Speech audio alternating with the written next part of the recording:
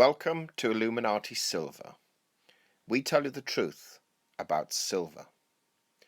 Today is Monday the 31st of August 2015, and we are going to address the issue of a silver shortage. This video is slightly longer than usual and a little more technical, so please bear with us. We were watching the regular pumpers videos over the weekend and again discovered the usual suspects like Andy Hoffman and others telling us that dozens of mines are about to close down and that a silver shortage will soon be upon us if it's not here already. In fact, some of our subscribers are also putting forward the argument that a silver shortage exists. Many cite the US Mint running out of silver eagles and the premiums currently charged on those eagles, which has also to some degree extended to maple leafs and philharmonics. We checked this out, and it's true. There are premium increases on these coins, all of which will be explained shortly. On the Silver Doctors video, which was shown a few days ago, it was mentioned that dealers were running out of silver, and especially 100-ounce bars. In fact, they suggested, though did not use these words directly, that you had better hurry before even what's left runs out. Well, we took a look at the Apmex inventory, and indeed found a number of products out of stock. However, we also found that they had available approximately $2.5 million worth of silver bars and multiple $1 million worth of silver coins. In fact, we gave up counting after page 5. Interestingly, we posted these figures in the comments section of their video, only to have it removed. We wonder why. Now, we have never believed there to be a silver shortage, nor one occurring any time soon. The original proponent of this rumour is a Mr Ted Butler, who in 2005 published an article entitled The Friedman's Theory, stating that silver would run out in the next 29 years. In this article, he had claimed that he had divided current annual world production into known world reserves. He also divided annual production into the larger resource space, which is the amount of silver thought to still exist in the earth. He then used the USGS data, divided it by the reserve base, which was some 570,000 tons, or 18 billion ounces, and said that this silver would be removed from the earth within 29 years, depleting all of its stock. Adrian Douglas of Garter.org, another well-known pumper of the precious metals, exaggerated this further by stating in 2009, the US Geological Survey estimates that silver will become extinct by 2020. Just 11 years from now, all silver in the Earth's crust will have been mined and consumed. However, the big mistake Ted Butler made, and we do not know whether it was deliberate or not, was that he quoted the reserve base of 570,000 tons and interpreted this as being the entire silver resource base, or in other words, the amount of silver available in the ground.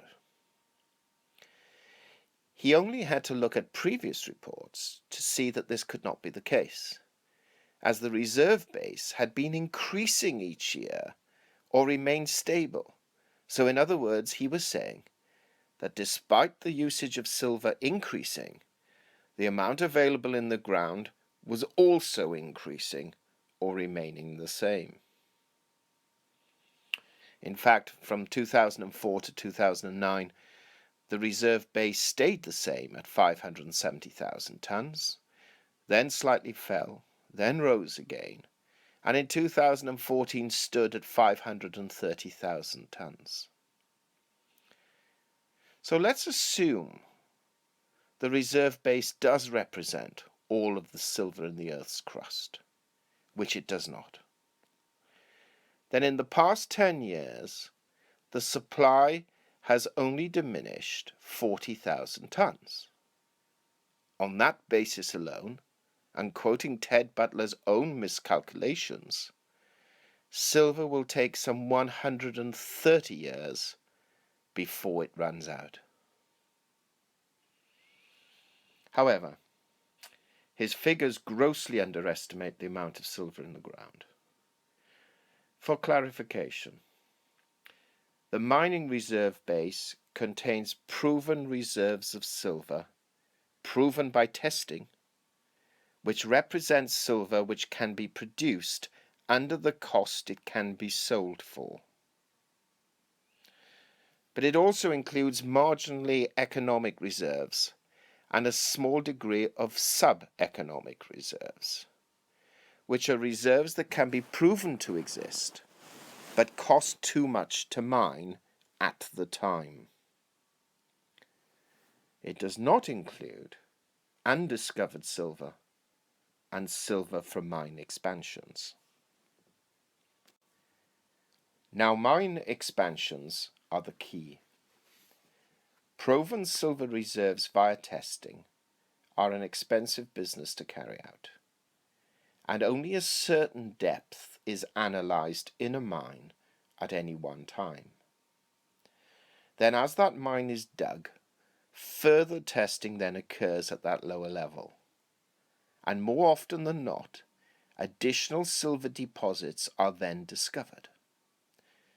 For example, the Lucky Friday mine from Helker Mining in 2004, they discovered 28 million ounces more than they originally discovered, and knew that as they dug lower, even more would be discovered. So they prove up their reserves as they mine them. And interestingly, the Lucky Friday mine has only ever quoted 3 to 4 years worth of reserves during its 60-year-old history. Yes, 3 to 4 years reserves, and the mine lasts in excess of 60 years. So the reserve base levels grossly undermine the true level of silver in the ground. Some scientists forecast, based on the USGC figures, that there could very well be some 1.4 trillion metric tons of silver in the Earth's crust.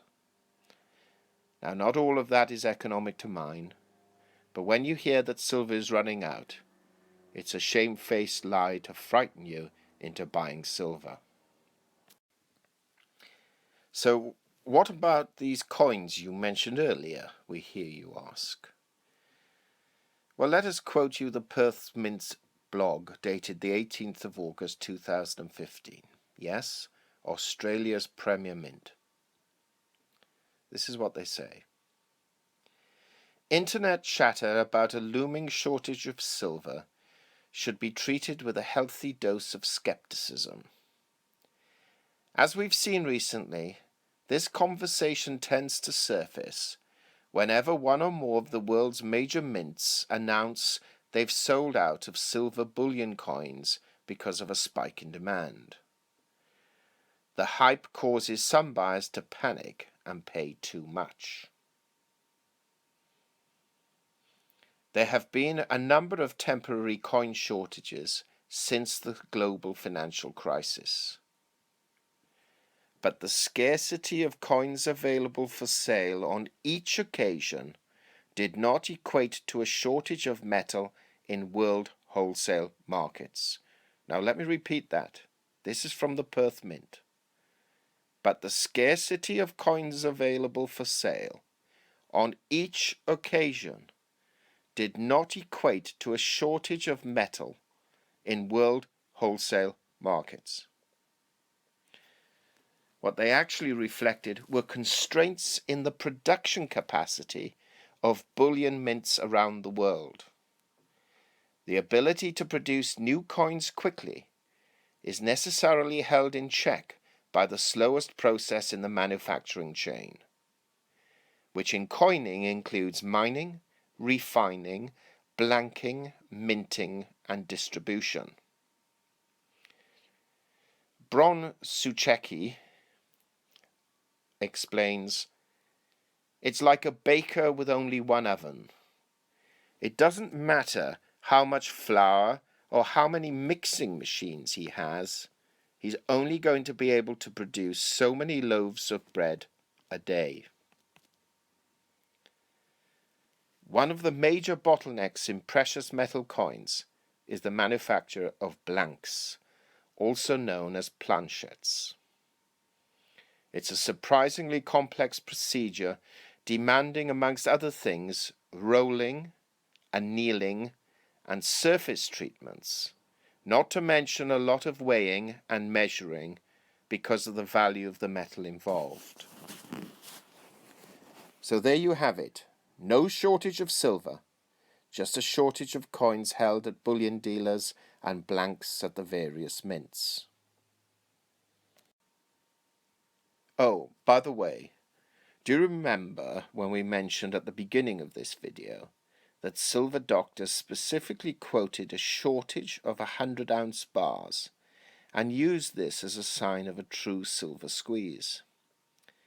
Well, this is what the Perth Mint says on the subject of a silver squeeze. And we quote, "A real gold bank run will manifest itself in the wholesale markets for 400-ounce gold bars or 1,000-ounce silver bars. So to identify a real physical paper disconnect occurring, you need to look at the premium above spot for 400-ounce or 1,000-ounce bars." We shall therefore let you draw your own conclusions. We hope you have found this video useful. If so, please give it a thumb up, comment, and if you haven't already done so, please subscribe. Also, it would be helpful if you could share this on Twitter and follow us at Illuminati Silv1. Disclaimer: Silver Illuminati owners come from a background of banking, international wealth management and economics. Having now retired from these worlds, we are not qualified to give investment advice. Therefore, this and other productions must not be deemed to be giving such advice, and merely represent the personal views of its owners.